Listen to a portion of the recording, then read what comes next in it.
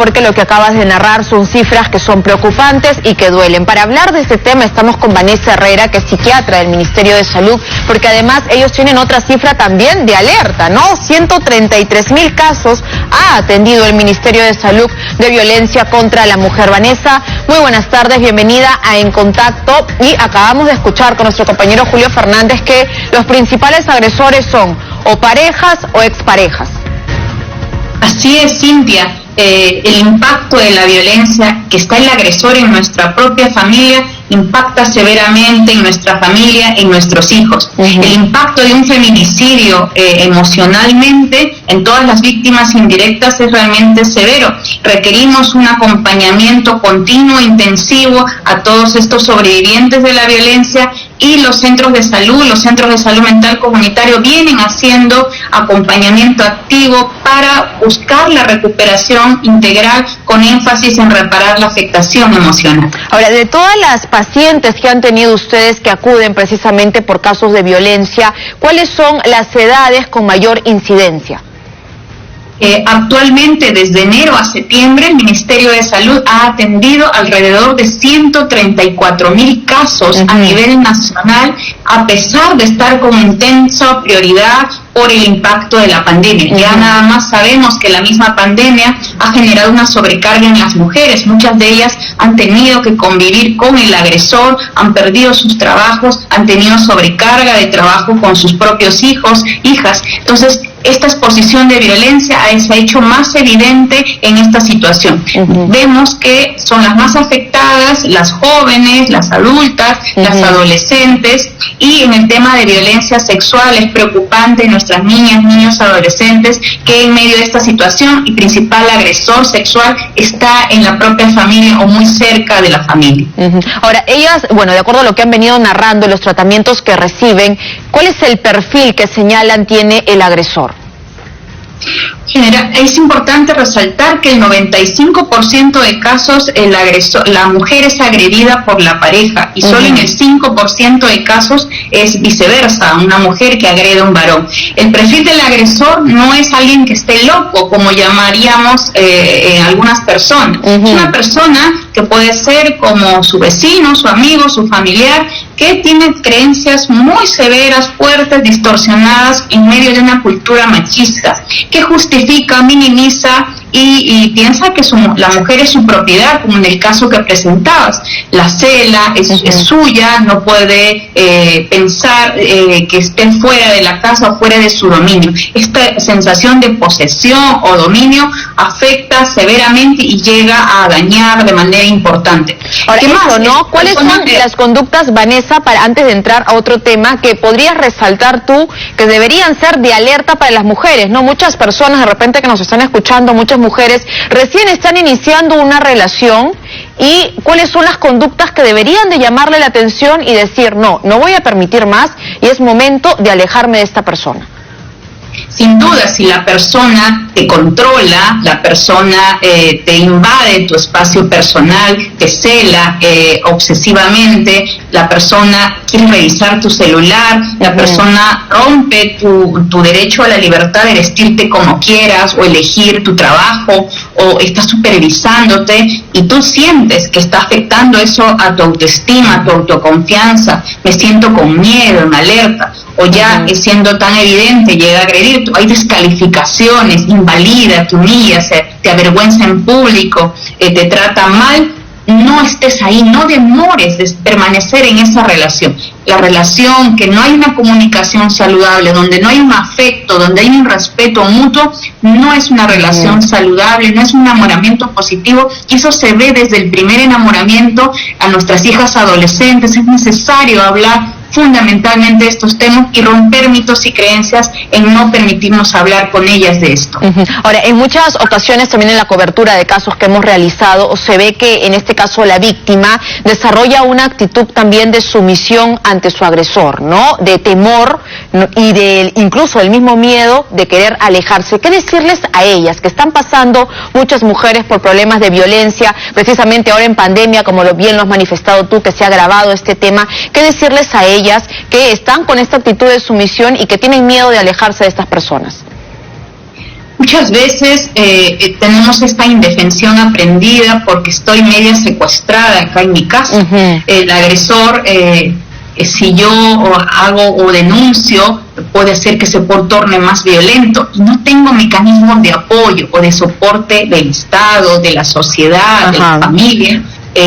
No me voy a arriesgar a exponer a la violencia a mis hijas, a mis hijos. No se recomienda criticar, juzgar a la persona que todavía está en medio del ciclo de la violencia y todavía no sabe cómo salir. ¿Qué es lo que tenemos que hacer? Primero, si tú conoces a una amiga, a un familiar, una persona que está en medio de la violencia, ofrece la ayuda, escúchala activamente, no la juzgues, no la critiques y organizar una red de protección. Enlacemos con el centro de salud más cercano, llamemos a la línea 100, acompañemos al proceso de denuncia y veamos espacios de seguridad, dónde me voy a ir, cómo voy a organizar con mis hijos. La idea es no dejarla sola. Si la dejamos sola o si la familia la critica, tienes que aguantar a tu esposo, tú te lo buscaste, lógicamente yo me voy a sentir invalidada de no poder salir de de violencia. Ahora, has mencionado, por ejemplo, la línea 100, ¿no?, del Ministerio de la Mujer, que es bastante útil también para poder comunicarse y recibir el apoyo. Hay muchas mujeres que continúan en sus casas. ¿De qué manera pueden comunicarse con ustedes, los expertos, ¿no?, en el tema mental, para darle precisamente este apoyo psicológico y psiquiátrico que necesitan? Actualmente el Ministerio de Salud, a razón de la pandemia, ha implementado la línea 113, opción 5, para acompañamiento emocional, donde hay psicólogas, psicólogos que venimos acompañando a las situaciones de impacto emocional severo por la violencia también. Por favor, esta es una línea gratuita que está a las 24 horas del día, los 7 días de la semana, y podemos llamar y acompañar y también enlazarla al centro de salud cercano, al centro de salud mental comunitaria. Hay 155 a nivel nacional y ahora se está implementando unidades de atención especializada a sobrevivientes de la violencia para tratar el impacto de la salud mental, que puede ser severo, incluso el suicidio, la depresión, consumo excesivo de alcohol, la ansiedad, el no poder dormir, por todo el hecho traumático que hemos vivido y con nuestros hijos sobrevivir a esa situación. Es fundamental el acompañamiento emocional y el Ministerio de Salud está comprometido en esa tarea. Claro, y aquí definitivamente, como también ya lo has mencionado hace unos momentos, la familia, los amigos juegan un papel bastante clave para apoyar a la víctima. ¿Qué recomendaciones darles a ellos si conocen precisamente a una persona, a una mujer que haya sido víctima de violencia? La primera recomendación que damos del Ministerio de Salud es escucharla, dar esperanza, brindar esperanza para ver alternativas de solución y cómo conectar con la red de apoyo social. Habrá una organización social de base, habrá el número de telefónico, los números que estamos dando, llamemos juntas a la línea 113, a la línea 100, veamos cómo en un momento, una hora en que no esté el agresor, vamos al centro de salud cercano, hablamos con la otra amiga, vecina, buscamos una red. Como comunidad tenemos que ser solidarios, empáticos, comprometernos para que poco a poco salgamos de la violencia. Y otro aspecto fundamental, hablemos de esto con nuestras hijas, con nuestros hijos, con nuestra familia. Muchas personas creen, no es tan grave el tema de la violencia. El tema de la violencia es gravísimo y el impacto económico y social es severo en el desarrollo humano de las sobrevivientes de violencia y del país en general. El presidente hablaba el día de ayer en un mensaje y resaltaba el rol importante y que los varones tienen un rol fundamental para también cambiar esos estereotipos. Hombres y mujeres estamos en ese proceso de cambiar la cultura machista en el país. Y que es un proceso también por el que se viene trabajando bastante largo para lograr además resultados. Finalmente, Vanessa, muchas de estas familias, de estas parejas tienen hijos que ven precisamente los hechos de violencia. ¿Cómo ayudar a estos pequeños? Uno, a que superen este trauma de ver en algunos casos golpear a su padre, a su madre, y lo otro es cómo evitar también que se conviertan en posibles agresores o futuros agresores.